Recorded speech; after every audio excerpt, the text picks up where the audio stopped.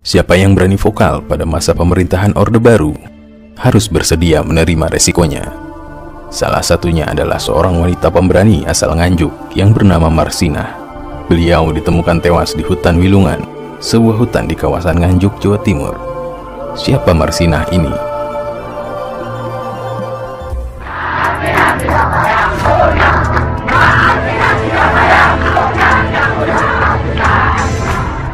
Siapa yang berani vokal pada masa pemerintahan Orde Baru?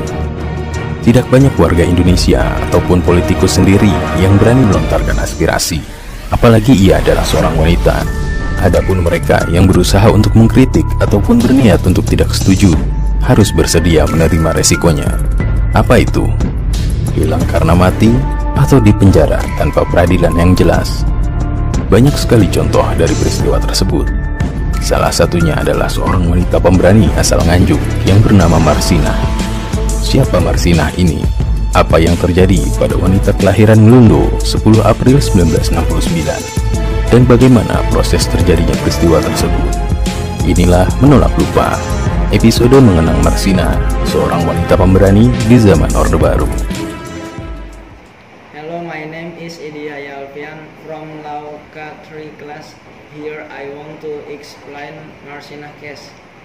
Marsinah was born on April 10, 1969. Marsinah is the second of 3 children, all of whom are girls. Marsini is her brother and Wijiati is her sister. He was born to Astin and Sumini in Nglundo village, Sukomoro district, Nganjuk Regency. His mother died when he was 3 years old, and his father later married Sumini, a woman from another village. Since then, little Marsinah was taken care of by her grandmother, who lived with her uncle and aunt, the Suraji-Sini couple. There is nothing special about Marsinah's childhood. She is typical of girls from rural middle class who live subsistence, not too poor, although not rich, like the majority of rural children in Indonesia. He works at an early age and looks more mature than his age. Work for them is very common, including wage work at home and in factories. After moving up to grade 6, he moved to Astin and then continued to in Negeri 5 Nganjuk. In the 1981-1982 academic year, tried to continue to public high school but failed, and finally to SMA Muhammadiyah with the help for another uncle's expense. In high school, his reading interest has widened. In his spare time, he goes to the library more than playing. However, his aspiration to continue to the Faculty of Law ran aground due to cost. There is no other choice but to find employment in big cities. In 1989, he went to Surabaya to stay with his brother, Marsini, who was married. After repeatedly applying for work to various companies, Marsinah was finally accepted to work for the first time at the SKW plastic factory in the Rungkut industrial area. The salary is far from sufficient. To get additional income, he goes to sell packed rice around the factory for 150 rupiah per pack. Marsinah is a female laborer who works for PT Catur Putra Surya CPS. a watchmaking factory in Porong, Sidoarjo, East Java. This very energetic woman is a progressive worker and does not want to just give in to her fate, even though she was born from a poor family. One of the interesting aspects of Marsinah is that she is a person who has a hobby of reading and always gets a champion in her school.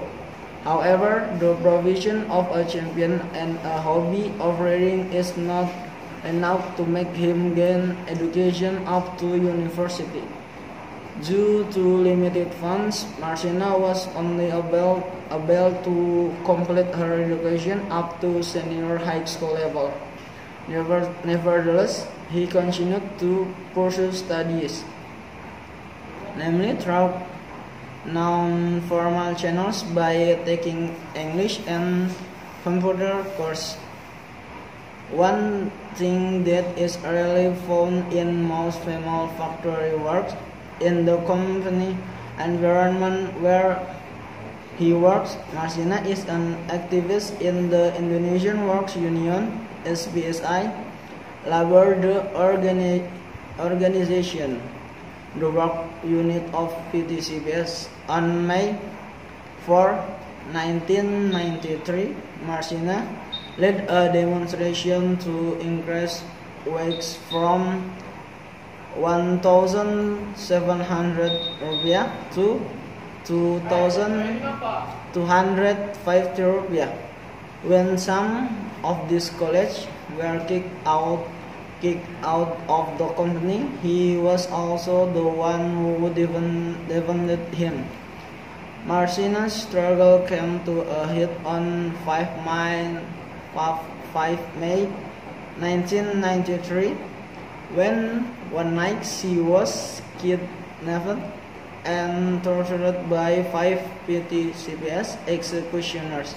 According to them, Marsinah deserved to be tortured because her actions have caused money loss to the company. It was only on May 9 that his body was found tragically in a wood in the Nganjuk area, about 200 km from where he worked. Marsinah's death received a strong reaction from activists and the wider community. They demanded the security apparatus to investigate and prosecute the perpetrators as a sense of sympathy and solidarity with Marsinah. Activists also formed the Solidarity Committee for Marsinah, KSUM.